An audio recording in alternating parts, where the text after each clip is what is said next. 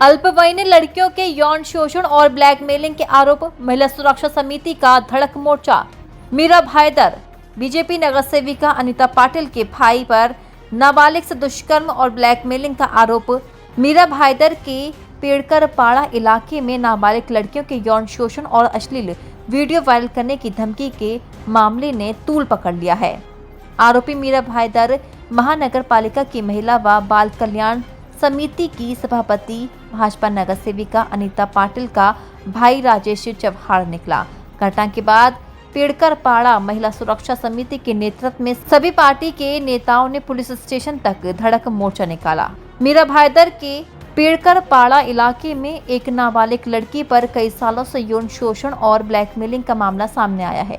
पीड़िता की शिकायत के बाद काशीराम पुलिस ने आरोपी राजेश चव्हाण को पॉक्सो एक्ट के तहत गिरफ्तार कर लिया है। राजेश चव्हाण भाजपा नगर सेविका और महिला व बाल कल्याण समिति की सभापति अनीता पाटिल का सगा भाई है। पीड़िता का आरोप है कि आरोपी ने उसके अश्लील फोटो वीडियो के जरिए सालों तक ब्लैकमेल किया। इतना ही नहीं, आरोपी के बड़े भाई पर नाबालिग के साथ गलत व्यवहार करने और छेड़छाड़ करने का आरोप है।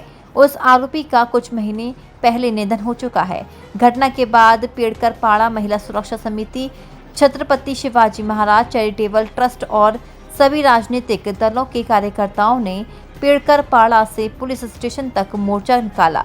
आरोपी को संरक्षण देने वालों पर भी सह आरोपी के तहत केस दर्ज करने की मांग की है। परिषद में भी न्याय दिलाने और पीड़िता के शोषण व उत्पीड़न की जिम्मेदारी लेने की बात कही गई है। सबसे पहले तो मैं वो जो दो कार्टून आते हैं यहाँ पे, किरीट सुमैया और वो राणे, उनको दहीसर चेकनाकी से अगर हर घर में बेटी है तो उसको अंदर आने देना नहीं चाहिए। छोटी छोटी बातों पे जो ये दोनों डमरू बजा के और नाच नाच के आते हैं, इनको शर्म नहीं आती है कि इतना बड़ा मोर्चा है, हर सोशल मीडिया पे ये सारा भाषण चल रहा है, न्यूज चल रहा है, इनको आना नहीं चाहिए। ये सिर्फ अगर लड़की अगर हिंदू और लड़का मुसलमान हो तभी ये आएंगे। ये धर्म के नाम पे राजनीति कब तक करेंगे? आज एक बच्ची का बलात्कार हुआ है, मैं बोलूंगी वो कहाँ है सारी नगर सेविका? नगर सेविकों को छोड़ो, इतनी सारी जो नगर सेविका है वो है कहाँ? ये मोर्चे में उनको शामिल होना चाहिए था। वो कोई भी पार्टी के हो, ये कोई पार्टी का नहीं था, ये आम जनता ने किया था। और इन भज्जोपियों से अपनी बच्चियों को बचाओ। महाराष्ट्रात तुम्ही बघायला गेलात, एनसीबीआरचा रिपोर्ट आहे की महाराष्ट्र महिला अत्याचाराच्या 2 नंबरला आहे आणि दिवसाला कमीत कमी 6 महिलांचे आणि 20 महिलांवरती अत्याचार होत आहे। हा एनसीबीआरचा रिपोर्ट आहे। म्हणजे आपला महाराष्ट्र आज कुठे चाललाय? हा सत्तेचा असलेला हा माज आहे। या सत्तेच्या नेत्यांचा कुठेतरी प्रशासनावर दबाव नसल्यामुळे ह्या वृत्तीला वाढ मिळते। एका ठिकाणी भाजप पक्ष भूमकून सांगते की महिला खतऱ्यामध्ये आहेत, हिंदू खतऱ्यामध्ये आहेत, मग ह्या गोष्टीमध्ये आपण काय म्हणाल? आम्ही असं म्हणणं होतं की मैडम क्या कहेंगी इस जन आक्रोश मोर्चे में आप की क्या मांगे? ये जन आक्रोश हम खुद से आए यहाँ पे जितनी महिलाएं जमा हुई है ना, ये खुद हमारे घर में भी बच्चियां हैं, हमारे शहर में बच्चियां हैं, उनकी सुरक्षा के लिए आज हम यहाँ पर आए। आज ये एक यहाँ की जो नगर सेविका है, महिला बाल कल्याण सभापति अनीता पाटिल, आज उनके घर के परिवार के दोनों भाइयों ने जो दुष्कर्म किया एक छोटी बच्ची के साथ, और उसे छुपाने के लिए इनका भी हाथ है।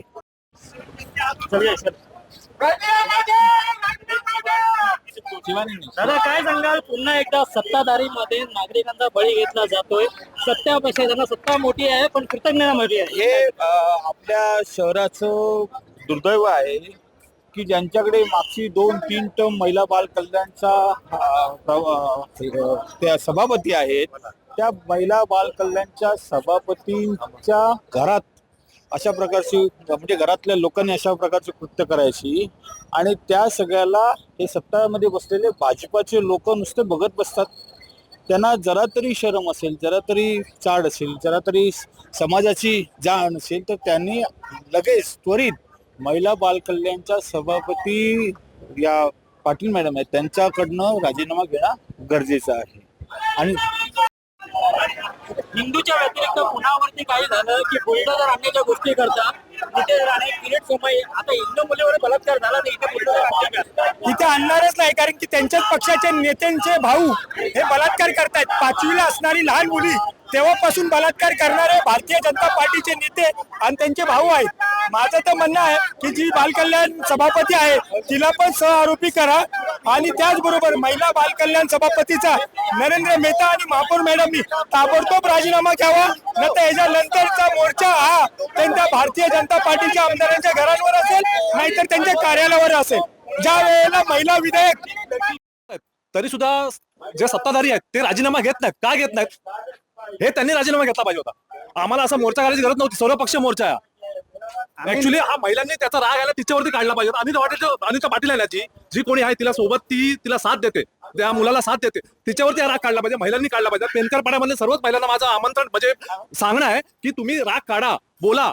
उद्या ही परिस्थिती तुमच्या घरावरती येईल. आम्ही नितेश राणेंना पण याच्या दृष्टीने आम्ही आव्हान करतो. नितेश राणे आहेत, पडळकर आहेत, दरेकर आहेत, असे जे हिंदूच्या ज्यांचा भरपूर फुलका आहे त्यांना आम्ही बोलतो या हिंदू महिलेवरती अत्याचार झालाय, तुम्ही या आंदोलनाला, मीरा भाईंदरला भेट द्या. धन्यवाद. हिंदूच्या व्यतिरिक्त पुण्यावरती काय झालं की बुलडोजर आणण्याच्या गोष्टी करता नितेश राणे, किरीट सोमय्या, आता हिंदू मुलीवर बलात्कार झाला तर इथे बुलडोजर आणते का? इथे आणणारच नाही, कारण की त्यांच्याच पक्षाचे नेत्यांचे भाऊ हे बलात्कार करतायत. 5वीला असणारी लहान मुली तेव्हापासून बलात्कार करणारे भारतीय जनता पार्टीचे नेते आणि त्यांचे भाऊ आहेत. माझं तर म्हणणं आहे की जी बालकल्याण सभापती आहे तिला पण सहआरोपी करा आणि त्याचबरोबर महिला बालकल्याण सभापतीचा नरेंद्र मेहता आणि महापौर मॅडमनी ताबडतोब राजीनामा घ्यावा, न तर याच्यानंतरचा मोर्चा हा त्यांच्या भारतीय जनता पार्टीच्या आमदारांच्या घरांवर असेल, नाहीतर त्यांच्या कार्यालयावर असेल. ज्या वेळेला महिला विधेयक नामंजूर झालं म्हणून रस्त्यावर उतरणाऱ्या महिला भाजपच्या आज कुठे दिसत नाही, कारण की त्यांना महिलांबद्दल काहीच राहिलं नाही. त्यामुळे आम्ही त्यांचा निषेध करतो. आज ह्या सर्व पक्ष एकत्र आलेला जनाक्रोश केलेला महासभेमध्ये पण हा विषय मांडणार का? जैसे मैंने कहा 4 दिन पहले प्रेस कॉन्फ्रेंस में भी कि हमने हमारी मांग रखी है और आज हम सर्व पक्ष जो है साथ में आके एक मीरा भाईंदर के सच्चे नागरिक है इसलिए आए हैं और ये मेरी चेतावनी है कि आते हुए महासभा में 22 तारीख को हम महासभा चलने नहीं देंगे अगर जब तक अनिता पाटिल जो है अपना इस्तीफा नहीं देगी। सर, हर दिन बताया जाता है हिंदू खतरे में, आज हिंदू लड़की कुछ प्रॉब्लम है तो कोई आ नहीं रहा। भारतीय जनता पार्टी के राज में हर महिला खतरे में, क्योंकि उनके कार्यकर्ता जो है वो गली चौराहे तक फैले हुए हैं और अगर ऐसी मानसिकता के लोग भारतीय जनता पार्टी में भरे हुए तो आप सोच लीजिए ये गली मोहल्ले में जितने भी बच्चियां रहती है